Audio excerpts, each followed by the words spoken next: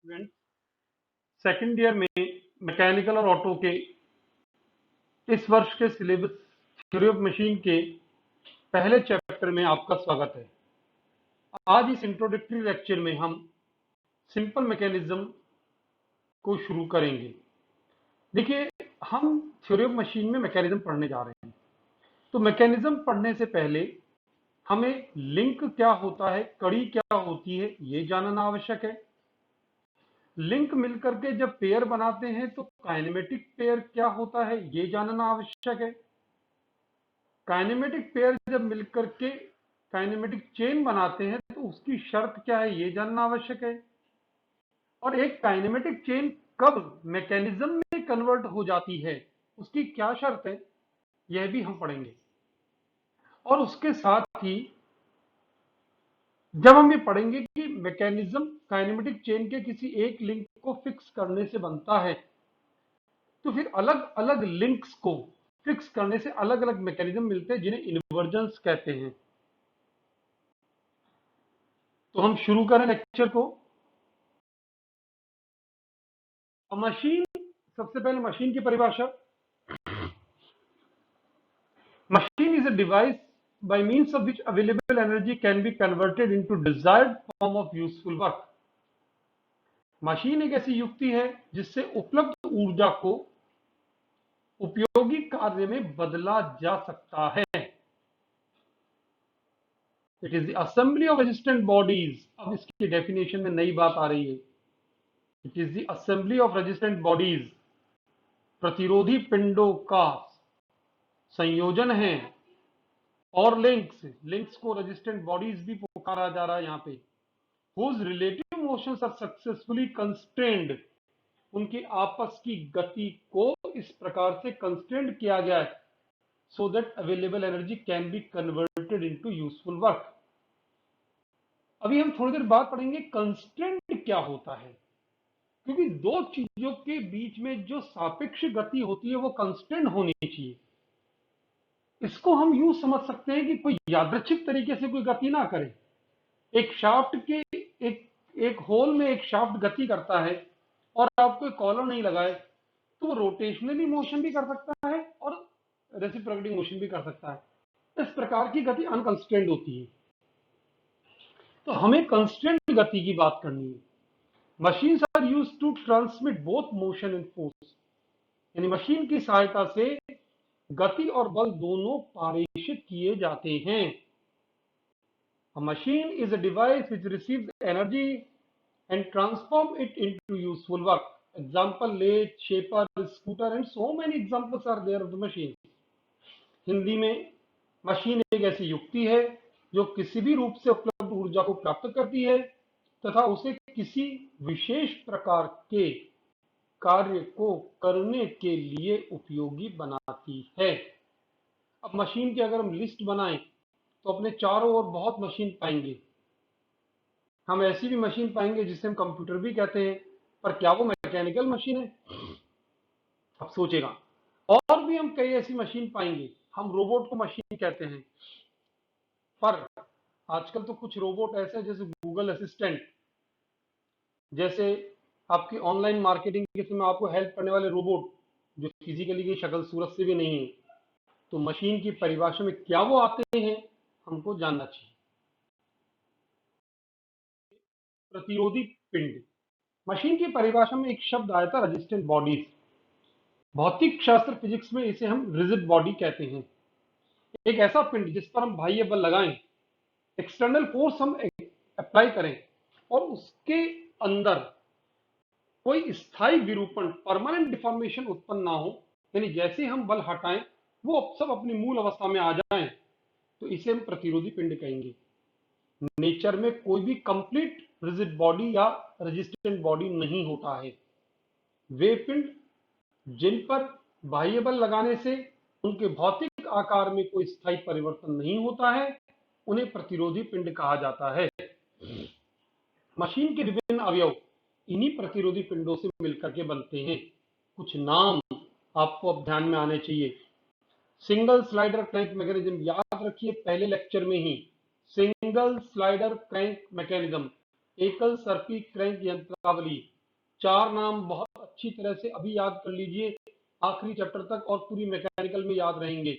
Engine, piston, piston rod, connecting rod और crankshaft. A body is said to be a resistant body if it is capable of transmitting the required force with negligible deformation. नगण्य विरूपण के साथ यदि बलों का पारेषण कर सके कोई पिंड तो उसे हम रेजिस्टेंट बॉडी या प्रतिरोधी पिंड कहेंगे। अब हम आगे देखें, आपकी स्क्रीन पर जो मैंने अभी नाम लिए उसमें ऊपर जो लेफ्ट साइड में चित्र है वो पिस्टन का है।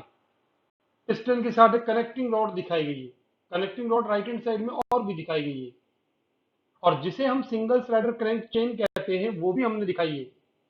उसमें क्रैंक दिख रहा है लिंक 2 के नाम से, लिंक 3 के नाम से कनेक्टिंग रॉड, एक पिस्टन रॉड दिखाई दे रही है, सिलेंडर पिस्टन दिखाई दे रहा है, गाइड्स दिखाई दे रहे हैं, क्रॉससेट दिखाई दे रहा है। यानी मोटे मोटे तौर पर ये लिंक्स हैं, कड़ियां हैं। अब परिभाषा कड़ी की, कड़ी अवयव या लिंक। अंग्रेजी में LAN के लिंक कहते हैं, हिंदी में कड़ी या अवयव। प्रत्येक मशीन का प्रत्येक भाग, प्रत्येक पार्ट जो अन्य भागों के साथ रिलेटिव मोशन रखे, सापेक्ष गति रखे, उसे कड़ी, अवयव या लिंक कहते हैं। यह लिंक एक पार्ट हो सकता है या एक से ज्यादा रेजिस्टेंट बॉडीज का कॉम्बिनेशन भी हो सकता है। जैसे भाप इंजन का फ्रेम, संयोजक दंड, क्रॉस हेड तथा क्रैंक प्रत्येक अलग अलग कड़ी है, सारे नाम अलग अलग हैं।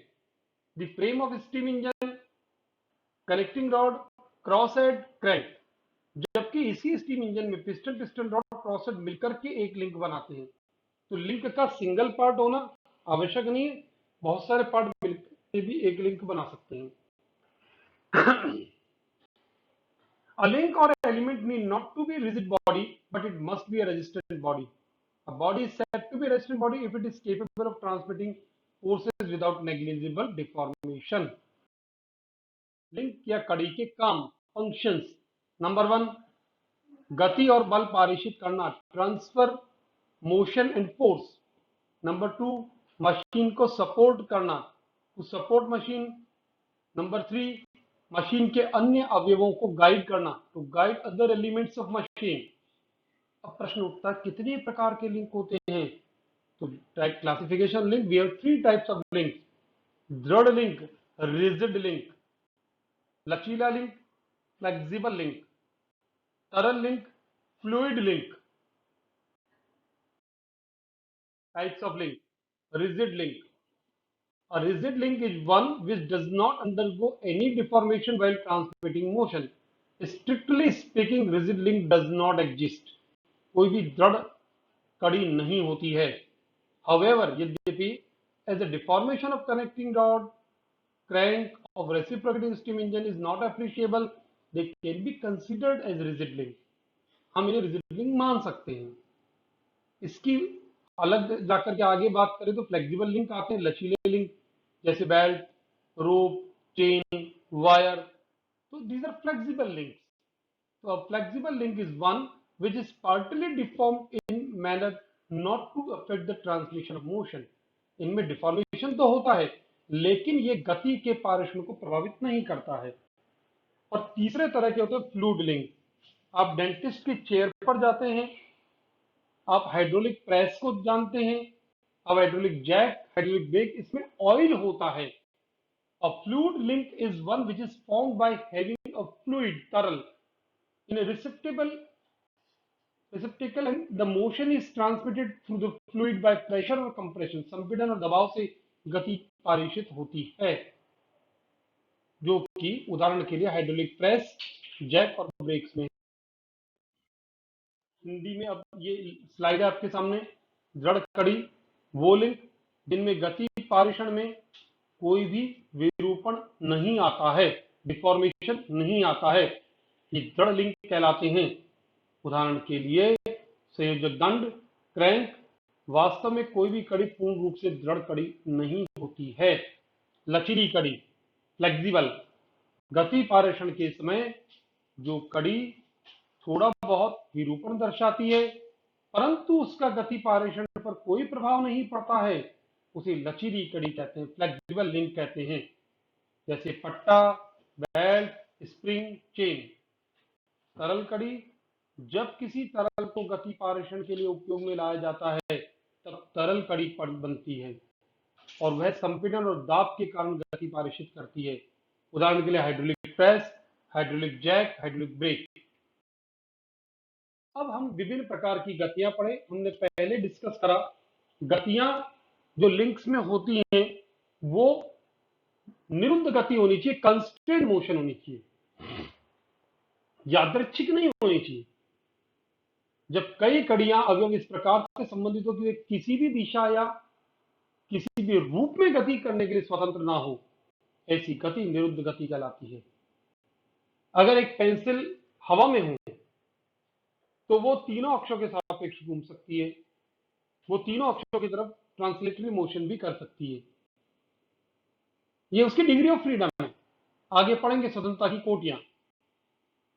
तो हम जिस गति की बात करें निरुद्ध गति, उसमें हर किसी दिशा में गति कर ले लिंक आवश्यक नहीं है, होना भी नहीं चाहिए। तीन प्रकार की गतियां होती हैं। अपूर्ण निरुद्ध गति, पूर्णतः निरुद्ध गति, सफलतापूर्वक निरुद्ध गति। अपूर्ण निरुद्ध गति इनकम्प्लीटली कंस्ट्रेंड मोशन, पूर्णतः निरुद्ध गति कंप्लीटली कंस्ट्रेंड मोशन, सफलतापूर्वक निरुद्ध गति सक्सेसफुली कंस्ट्रेंड मोशन।